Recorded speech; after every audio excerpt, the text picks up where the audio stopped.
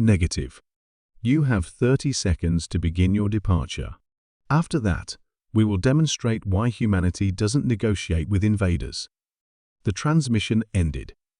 In the vast darkness between Earth and Mars, two philosophies of warfare were about to collide. The Zephyrians relied on overwhelming numbers, adequate technology, and the assumption that any rational species would surrender when faced with impossible odds. They had conquered 17 worlds using this methodology. Humanity, however, had spent the last 3 centuries perfecting a different approach. When threatened with extinction, respond with such devastating force that no one would ever consider threatening you again.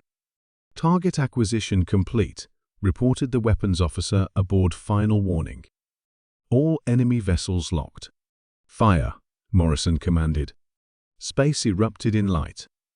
The human fleet's opening salvo was a masterpiece of coordinated destruction.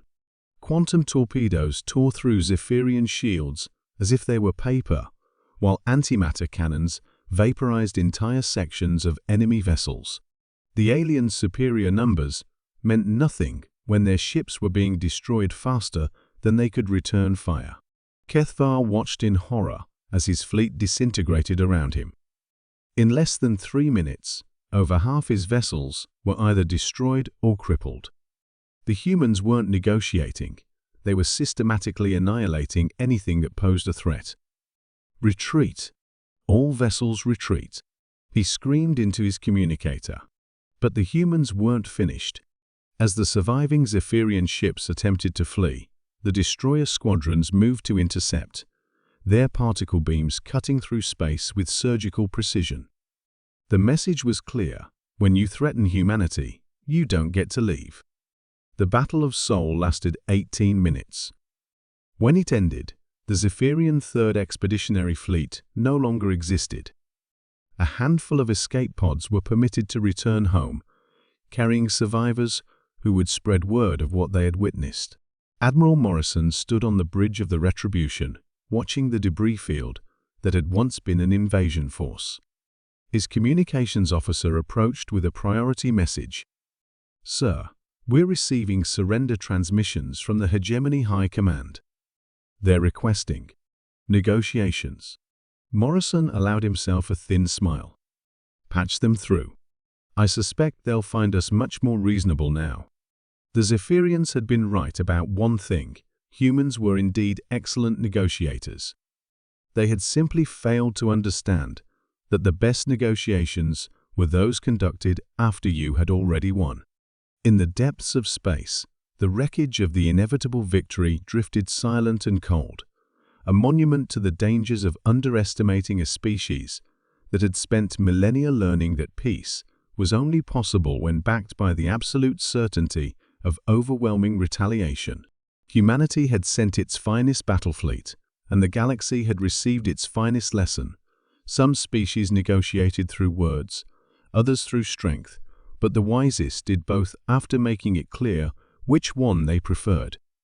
The emergency beacon had been broadcasting for 72 hours straight, its crimson pulse cutting through the void like a dying heartbeat. Captain Zara Threnks pressed her 6-fingered hand against the viewport of the research vessel Kepler's Dream, watching helplessly as her ship's hull integrity dropped another percentage point. Around her, the mixed crew of Altarians, Centaurians, and vegan refugees worked frantically to keep life support systems online. "Captain," called out Engineer Voss from across the bridge, his blue-scaled skin glistening with perspiration, "the quantum drive is completely fried. Even if we had power, we're not going anywhere." Zara's antennae drooped with resignation. 3 days ago, they had been on a routine scientific mission to catalog the mineral composition of the asteroid belt in the Omega sector. Then the Shadowkin had emerged from their pocket dimension like nightmares, given form-writhing masses of dark energy that consumed everything in their path. The research vessel had barely escaped the initial assault, but not before taking critical damage. Dr. Keth, the elderly Centaurian xenobiologist, shuffled over to Zara's station. His four eyes reflected the red glow of warning lights that bathed the bridge. "The distress signal has reached at least 6 coalition worlds by now," he said, his voice carrying forced optimism. "Surely someone will." "The nearest coalition fleet is 8 days away," Communications Officer Lin interrupted, her translator struggling with her native vegan clicks and whistles.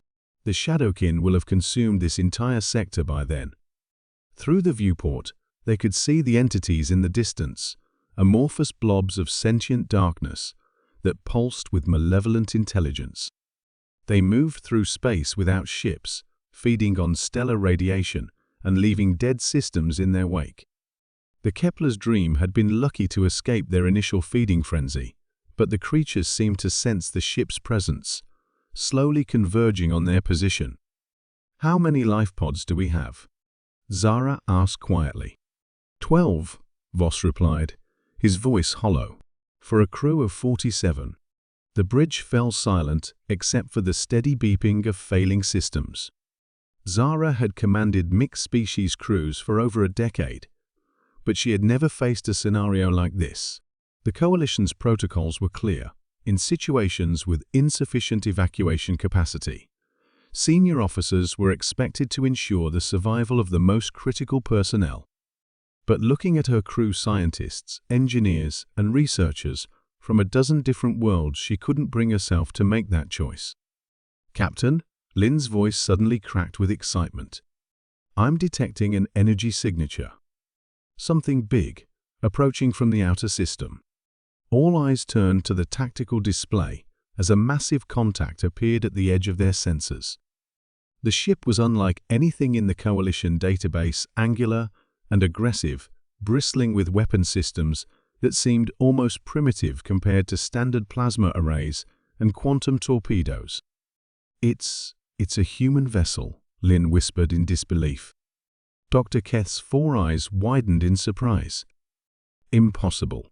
Humans were declared extinct over 3 centuries ago when Earth fell to the burning plague. The approaching ship dwarfed their research vessel, easily 10 times its size. Its hull was a matter black that seemed to absorb the starlight around it, and strange markings covered its surface, not the smooth, organic curves favored by Coalition shipbuilders, but harsh geometric patterns that spoke of a completely different design philosophy. "They're hailing us," Lin reported, her voice shaking slightly. "On screen," Zara commanded. The view screen flickered to life, revealing a figure that made the entire bridge crew step back in shock. The being was tall and pale, with short dark hair and piercing blue eyes that seemed to burn with inner fire. It wore a black uniform with silver insignia, and when it spoke, its voice was deep and resonant. "This is Admiral Sarah Chen of the..."